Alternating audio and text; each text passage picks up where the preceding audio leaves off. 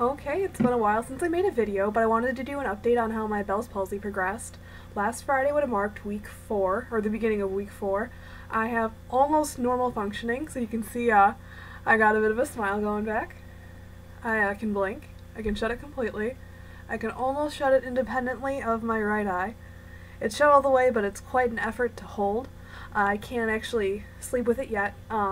I did take a bit of a nap for like an hour or two and it was feeling a little dry, so that had me a little nervous. I am still in therapy. I am no longer doing 3 appointments a week. This is my first week starting tomorrow, where I'll be only having 2 appointments. There's always that option to cancel one if need be, so it's all really exciting. There is no more pain.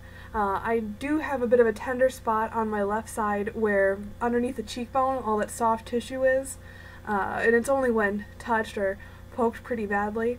Although once that loosens up, I think I should have normal functioning with my eye and more even smile. So I'm doing really well and I'm really happy with how it's progressed. So I've gotten a lot of compliments. Probably the only complaint I've had is when my symptoms were at its worst, I had a lot of people saying, "Oh, you look fine, it's okay, I would have noticed if you hadn't pointed it out," and now that I'm looking a lot better, it's like, "You look so much better, it's not swollen."